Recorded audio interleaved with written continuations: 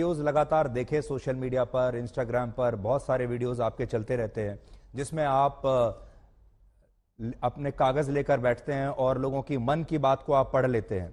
तो ये जो मन पढ़ने वाली मशीन है, ये कहां आपने लगाकर रखी है और कैसे पढ़ते हैं आप, और लोग इसी को चमत्कार मानते हैं?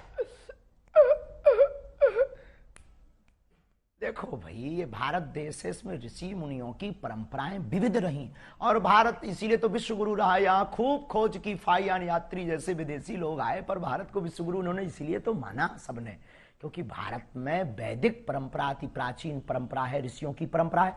और हमारे पास कोई मशीन नहीं है, ना हम कोई मन पढ़ने वाले माइंड रीडर हैं। हम तो अपने इष्ट के सेवक हैं और अपने शास्त्रों के सच्चे साधक हैं।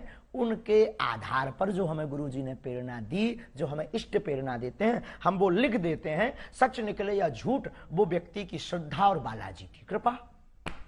जी, हमारे आप लोगों की आवाज हम तक और हमारी आवाज लोगों तक पहुंचाते हो, वैसे ही हम अपने इष्ट की जो चेतना तरंग है और लोगों की जो अर्जी है, वो अपने इष्ट तक, इष्ट की तरंग को लोगों तक पहुंचाते। न आप कुछ हो न हम कुछ।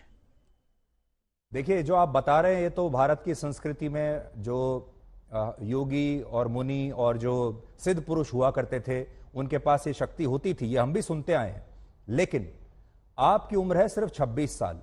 जितनी आपकी उम्र है उससे दुगना या तिगना तपस्या करने के बाद जो योगी हुआ करते थे, हमारे जो ऋषि मुनि होते थे, तब उनके पास ये शक्ति आती थी कि वो ये सब कर सके।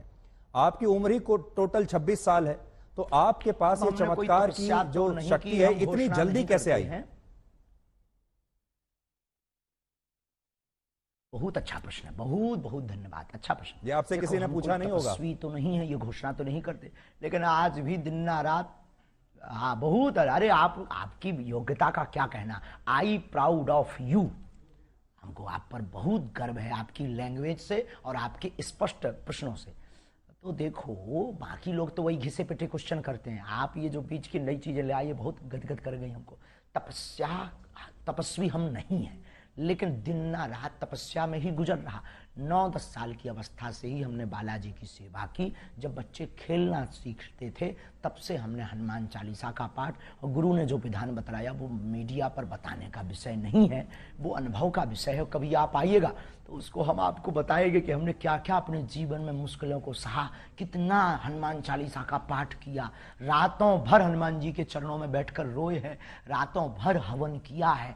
उसका ही ये परिणाम है जो आज सनातन संस्कृति का झंडा जगह जगह गाड़ा जा रहा है। और जो भोले भाले लोगों को धर्मांतरण कर रहे थे छोटी छोटी ट्रिक दिखाकर, ऐसे मिशनरियों के मुंह पर तमाचा। भारत के इतिहास में नेशनल चैनलों के सामने कोई पादरी नहीं आया, कोई अन्य धर्मों के लोग नहीं आए, पर बागेश्वर